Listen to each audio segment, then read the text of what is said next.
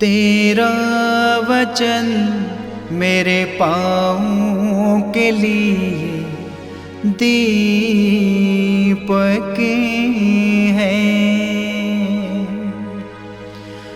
और मेरे मार्ग का उजियाला है।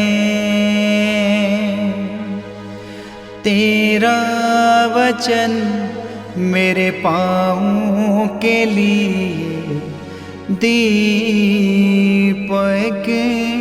है। पहला पाठ नबी एजिकियल का ग्रंथ अध्याय 17 पद संख्या 22 से 24 तक।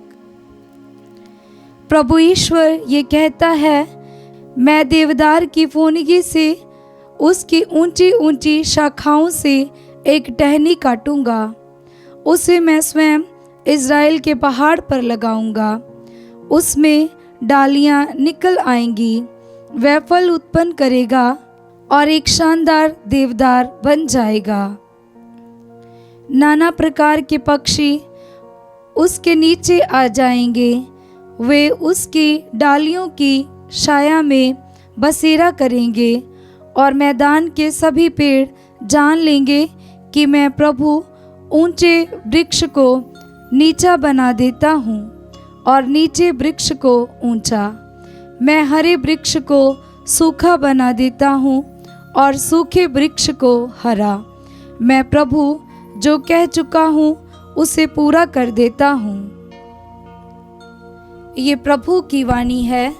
ईश्वर को धन्यवाद। भजन अनुवाक्य।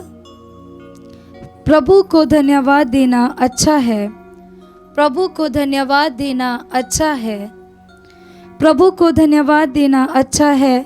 हे सर्वोच्च, तेरे नाम का भजन गाना प्रातः तेरे प्रेम का और रात को तेरी सत्य प्रतिज्ञता का बखान करना अच्छा है।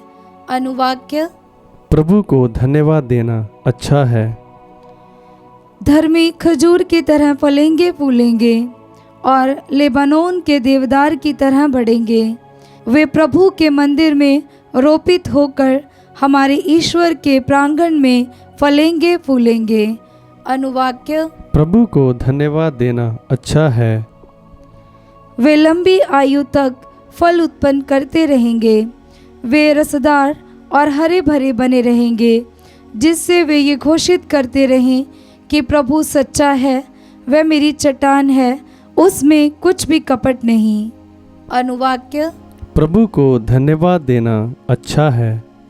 दूसरा पाठ कुरिन्थियों के नाम संत पौलुस का दूसरा पत्र अध्याय 5 पद संख्या 6 से 10 तक। हम चाहे घर में हों चाहे परदेश में, हमारी एकमात्र अभिलाषा यह है कि हम प्रभु को अच्छे लगें। हम सदा ही ईश्वर भरोसा रखते हैं। हम यह जानते हैं कि हम जब तक इस शरीर में हैं तब तक हम प्रभु से दूर परदेश में निवास करते हैं, क्योंकि हम आँखों देखी बातों पर नहीं बल्कि विश्वास पर चलते हैं। हमें तो ईश्वर पर पूरा भरोसा है। हम शरीर का घर छोड़कर प्रभु के यहाँ बस जाना अधिक पसंद करते हैं। इसलिए हम चाहे घर में हों चाहे परदेश में, हमारी एकमात्र अभिलाषा ये है कि हम प्रभु को अच्छे लगें, क्योंकि हम सबों को मसीह के न्याय के सामने पेश किया जाएगा। प्रत्येक ने शरीर में रहते समय जो कुछ किया है, चाहे भलाई या बुराई, उसे उसका बदला चुकाना पड़ेगा। यह प्रभु की वाणी है। ईश्वर को धन्यवाद। जय घोष। हालेलुया। अनुवाक्य। हालेलुया। हे प्रभु, बोल, तेरा दास सुन रहा है। तेरे ही शब्दों में अनंत जीवन का संदेश है। अनुवाक्य। हालेलुया। संत मार्कुस के अनुसार पवित्र सुसमाचार अध्याय 4 पद संख्या 26 से 34। यीशु ने लोगों से कहा, ईश्वर का राज्य उस मनुष्य के सदृश है जो भूमि में बीज बोता है।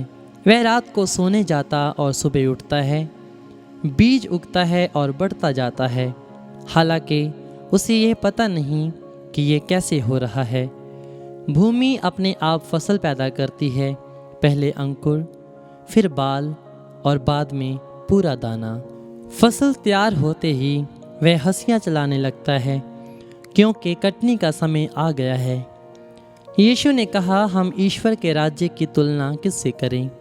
हम किस दृष्टांत द्वारा उसका निरूपण करें? वह राई के दाने के सदृश है।